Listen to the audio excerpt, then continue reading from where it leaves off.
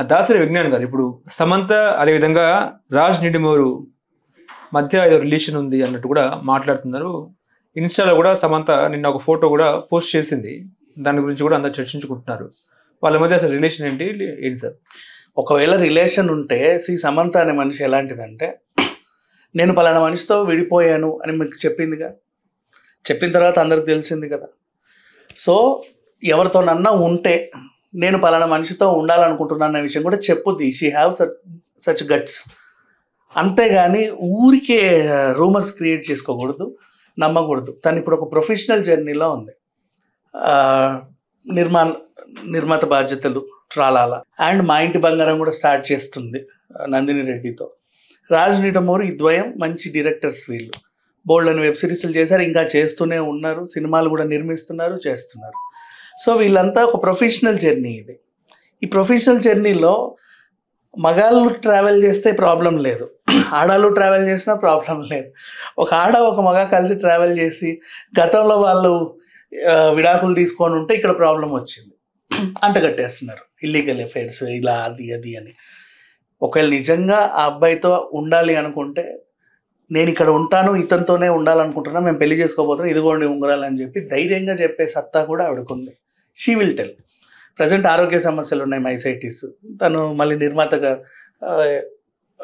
చాలా ఇది కథలు వింటుంది, కొత్త వాళ్ళని అవకాశాలు ఇచ్చే స్టేజ్లో ఉంది. ఆమె నిర్మాణ సంస్థ మా ఇంటి బంగారంని కూడా తనే ప్రొడ్యూస్ చేస్తా, తను నటిస్తూ ఉంది. ఇంకోవైపు హెల్త్ ఇష్యూస్ ఇన్ని చూసుకుంటూ ఎఫ్ఐఆర్లు పెట్టుకునే టైం సమంతకు లేదు. ఫస్ట్ ఆఫ్ ఆల్ అదొకటి గుర్తుపెట్టుకోండి. అండ్ ఇక సెలబ్రేషన్స్ అవి అంటాం, కలిసి ఊరు తిరిగినా ఎక్కడ తిరిగినా మంచం మీద పడి దొర్లినట్టయితే ఫోటోలు లేవు కదా. మరి ఎందుకు అంటగట్టాలి ఒకరిని ఇంకొకరికి? అంత అవసరమే ఉంది. ఎందుకు వైరల్ అవుతాయి అంటే, ఎవడో ఒకడు మొదలు పెడతాడు, దాన్ని ఇంకొకటి పెంచి పోషిస్తాడు.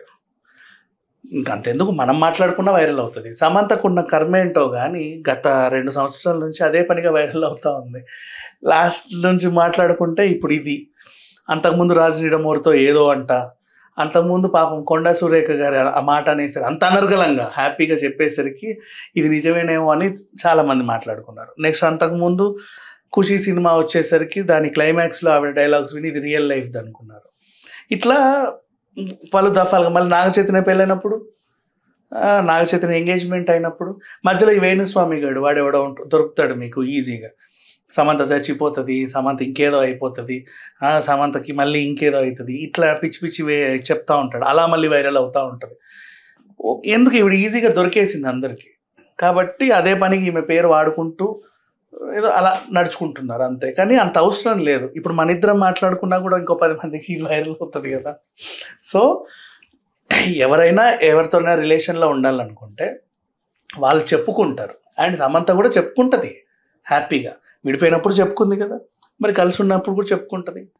ఆమె ఎక్కడికో వెళ్ళట్లేదు కదా, ఇక్కడ మన మధ్య తిరుగుతుంది. ఇండస్ట్రీని పట్టుకునే ఉంది, ఏ విదేశాలకో పారిపోలేదుగా. అన్నీ చెప్పొద్ది, అప్పటి వరకు ఆగాలి కదా. అంటే రాజుతో డేటింగ్లో ఉంది అన్నట్టు మాట్లాడు. అదే ఎందుకు ఒక అబ్బాయితో తిరిగితే అంత ఇదిగా, అంత అవసరం లేదు.